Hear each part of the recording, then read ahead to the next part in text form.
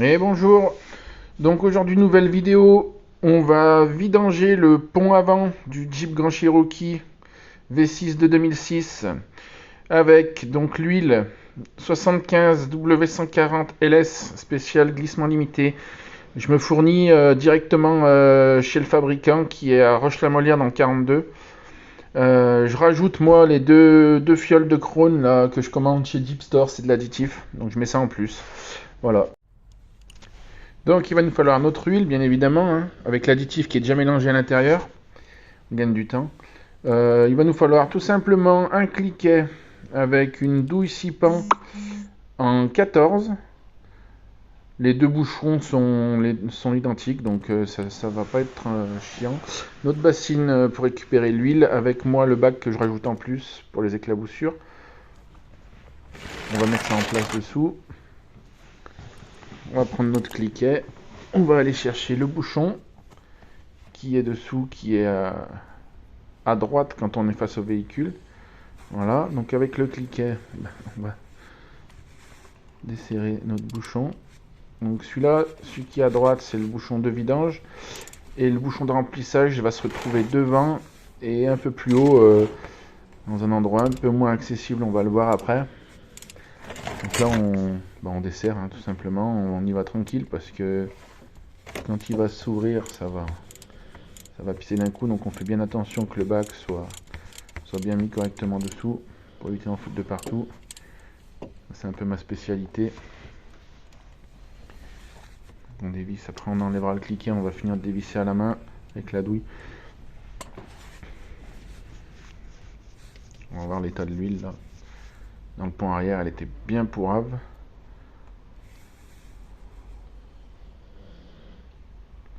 Elle est un peu moins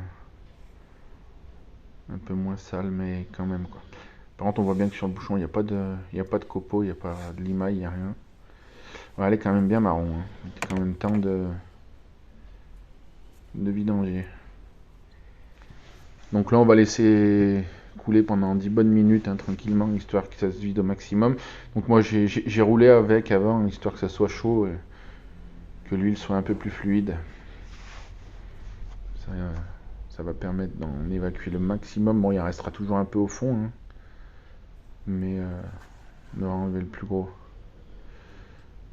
Voilà, donc il y a toujours un petit filet. Le remplissage là-haut, comme je disais, donc sur la face avant du pont, qui va être un peu chiant pour aller passer la seringue, mais ça devrait le faire. Donc là, pareil, le niveau sera à débordement, comme le pont arrière. Il y a moins d'huile, hein, dans le pont avant. Donc voilà, 10 minutes après, grosso modo, hein, ça goûte toujours un petit peu, mais on va pouvoir venir remettre le bouchon. On va venir le serrer tranquillement, sans trop le forcer, hein, avec le cliquet. Une fois que ça force, on fait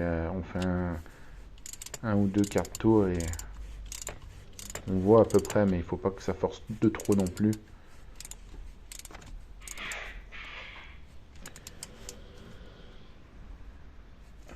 Ça sert à rien de foirer les filets.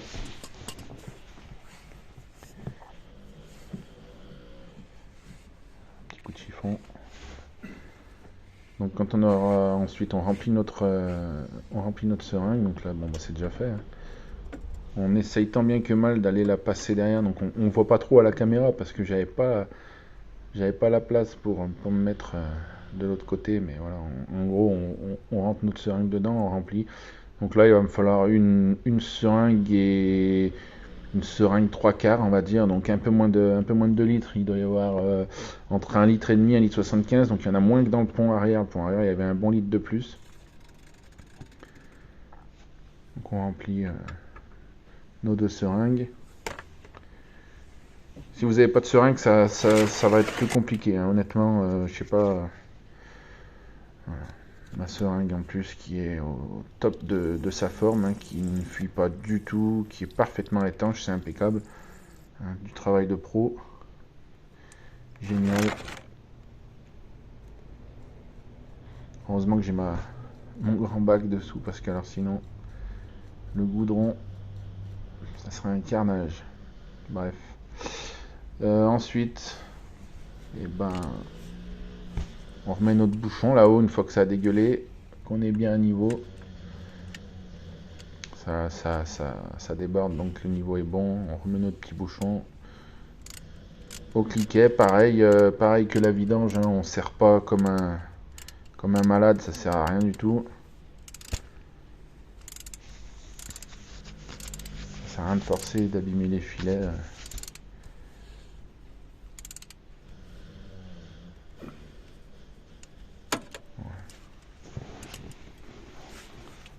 Voilà, comme ça, tranquille. Là, on est bon. Un petit coup de nettoyant frein, hein. Toujours du nettoyant frein. Il n'y a que ça de vrai. Petit coup de chiffon, comme ça c'est propre, il n'y a pas de traces. Le pont est nickel. Il n'y avait aucune fuite de toute manière, donc quoi. Voilà. Et puis bon, après la vidange est finie. Un petit coup sur les outils, bon là en l'occurrence, petit coup de nettoyant frein sur mon pauvre cliquet. Et bah, la vidange elle est terminée quoi. Voilà, c'était simple, il m'a fallu un petit quart d'heure et en prenant mon temps, hein. Voilà, donc prochaine vidéo, normalement entretien vidange C4 Picasso, Anisis HDI. Voilà, vidange moteur, les filtres et tout le bordel. Voilà.